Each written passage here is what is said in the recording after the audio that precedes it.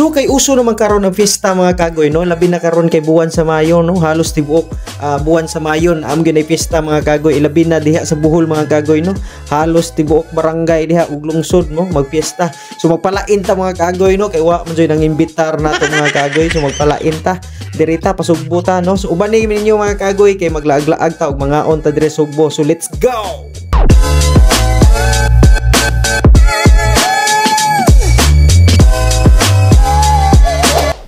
So i-flex lang nato atong gisakyan mga kagoy no, ang Light Cat 2 sa Light Ferries mga kagoy no. So bag-ong unit din nila mga kagoy no, so nindot kay ilang facility dire sulod sa tourist class mga kagoy no.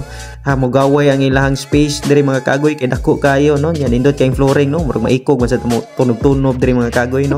So mo na atong gisakyan mga kagoy, unya ang ilang CR mga kagoy, nindot sa kayo mga kagoy no, murag komportable ra sa gamo CR dire ba no. So comfort room jud na matawag ang ilahang comfort room no.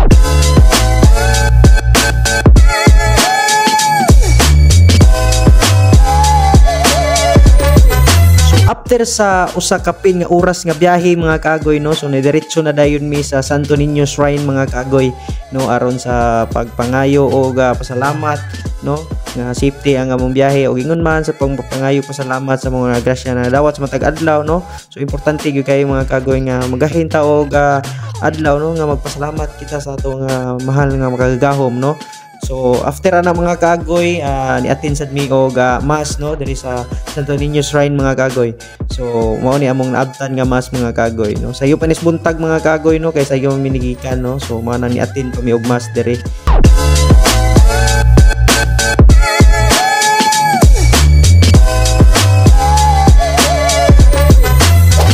So after na magpanimba mga kagoy no, nidiretso na dayon mi sa SM City mga kagoy no, sa may Mabulo mga kagoy no, kay diri na mi maniudto mga kagoy no.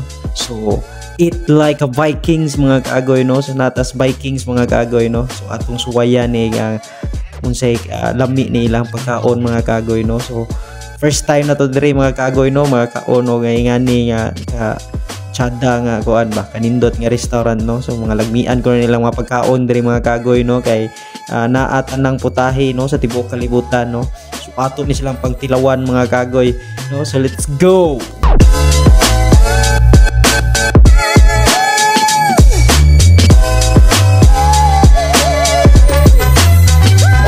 Grabe kalagmian og daghan kayong putahe diri mga kagoy no. So maglibog ka unsay unahon nimo kaon mga kagoy no, tungos kadaghan no. Tiaw bay tibuok kalibutan ni nga putahe mga kagoy no. So naa jud ni tanan mga kagoy. So ato ni pagtilawan mga kagoy no, makaya ka ni nato patilawan tanan mga kagoy. So lupik pay na mista ni mga kagoy no. So bali kay wa mangimbitar.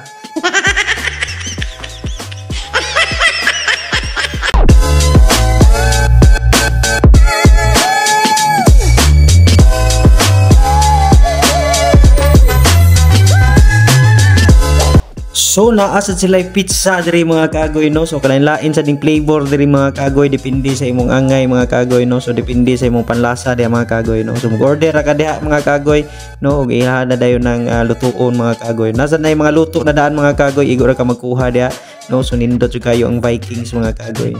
Kaya sila kagalingong pizzadero no, natigama gyud on the spot no. So power kayo. Alright agoy. So lampor na sa ngagi mga kagoy no. So loping kay na mista na to mga kagoy no, pero ting gisuga gyud nato ring nakita mga kagoy no. So natilawan jud nato tanang putahe sa tibuok kalibutan mga kagoy no. Di ba ka magalburuto ang tiyan ang idahuman ron no. So nindot kayo na experience mga kagoy no. So nindot jud kayo.